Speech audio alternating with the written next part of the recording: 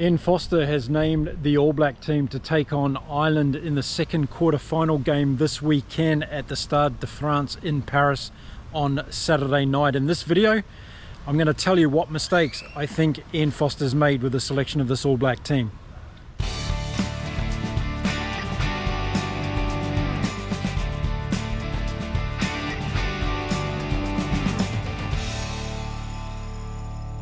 G'day and welcome to Inside Rugby with Mark. I'm a Kiwi rugby fan living here in beautiful Mexico. It's another hot and steamy day here, and the steam is getting set to fall on Paris as well, as the quarterfinal weekend is not too far away. And Ian Foster has just recently announced the All Black team to take on Ireland in the second game of the Rugby World Cup quarterfinals this weekend. And boy, I've got to say, I think there's a couple of mistakes there, and I want to point it out in this video. So why don't we have a look at the team that's been announced to play Ireland, and I'll go through my thoughts around this particular team.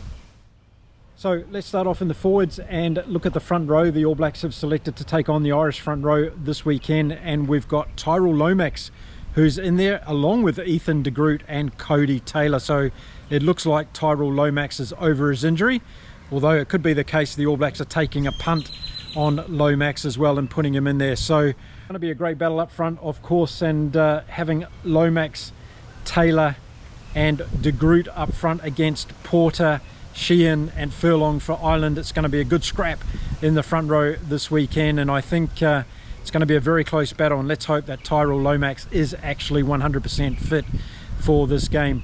Now, looking at the second row, the locks for this game for the All Blacks, we've got the informed Scott Barrett with Brodie Retallick. Retallick seems to be getting back towards his best now and over that injury he had coming into this World Cup. And that means Sam Whitelock drops to the bench for this game, and what a handy lock to have coming on in his 151st appearance for the All Blacks. And then let's have a look at the back three of the forwards for the All Blacks, and I think this is where one of the problems might sit for the All Blacks in the weekend. Shannon Frizzell's playing fantastic rugby and deserves to be in this team, as is Ardie Savea. But I would not have picked Sam Cane, and yeah, he's the captain of the All Blacks, but I think that Ethan Blackadder deserves a run in this game. Even if it's not starting 15, he deserves to be in this line-out. So an admission from me for this game for the All Blacks is Ethan Blackadder.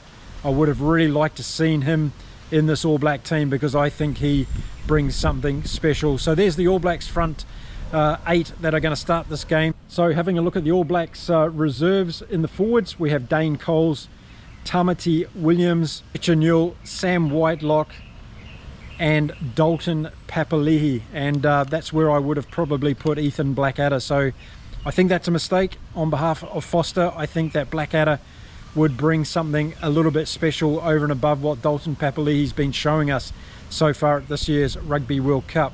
So that's where I would have made a difference in the forwards. Now let's have a look at the All Black backline that they've put together for this game. So the back three for the All Blacks: Beauden Barrett at fullback, on the wings Will Jordan and Lester Fainga Anuku.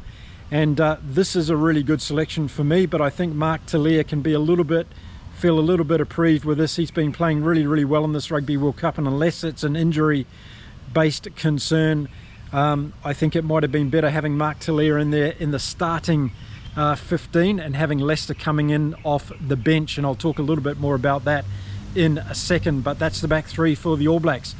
Then looking at their centre pairing, well, it's the reliable duo of Rico Ioane and Geordie Barrett in the centres. And then moving into the halves, we have at number 10 Richie Mo'unga, of course, and Aaron Smith at halfback. No surprises there for the All Blacks. But if we look at the bench for the backs, this is again where I see a little bit of a surprise from the All Blacks, and I'm going to explain why.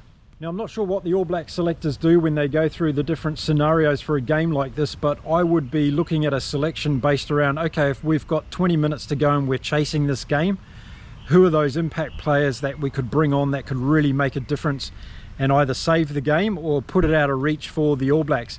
And when I look at the bench here for the back line for the All Blacks, we've got Finlay Christie, which I think is a bad move. I think Cam Roygaard's been playing really well in this World Cup, and I think he would have added something really special coming in off the bench compared to Finlay Christie. And I put Cam Roygaard definitely the second best halfback in New Zealand at the moment behind Aaron Smith. So I think that's a mistake Foster's made in this selection.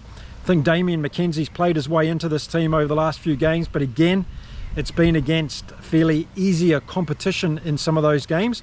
And we have seen Damien McKenzie get rattled in the past when he's been put under a pressure. I'm not saying that he's not deserved of being on the bench in this game. I think he brings a good kicking option to the All Blacks and he can open a game up. But it's going to be a choice that could go either way. And then lastly, Anton Leonard-Brown. I think this is another mistake the All Blacks have made. I would have liked to seen Lester Fainga'a-Anuku on the bench and Mark Talia coming in on the wing. And then being able to bring someone on like Lester Fainga'a-Anuku would be that special player that could make something happen across a number of different positions in the second half if that's what the All Blacks need chasing this game.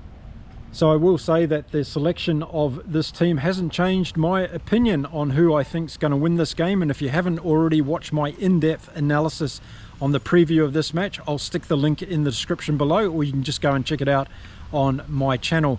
And I've gone into a lot of different criteria I think is going to happen around this game on Saturday night. So check out that video because I go into a lot of detail there. So there you go, 2 positional changes I would have made. I would have given Ethan Blackadder a run in this game, definitely within the 23. And I would have Cam Roygaard in there as well at halfback. And these may be selections that the All Blacks come to rue at the end of the 80 minutes against Ireland. So we can't do anything about it now. That's the team. Let's hope Tyrell Lomax is fit enough to go the extended period of time. I think I'll offer Tuanga Fasi is a little bit unfortunate not to be included in the forward reserves for this game as well. A lot of pressure on those boys coming on in the second half. So let me know what you think about Ian Foster's choices in this team for the All Blacks to take on Ireland in the second game of the quarterfinals at this year's Rugby World Cup to be played in Paris at the Stade de France on Saturday night. I'd be interested to hear what your thoughts are around the selection of this team. I'm going to be back with more videos soon on the Rugby World Cup, the build up to this weekend, and of course the reviews after each of the games. So don't forget to hit that subscribe button, give this video a thumbs up, and let's all look forward to a fantastic weekend of rugby. I'll see you all again soon in the next video. Until then, stay safe, stay well. Bye for now.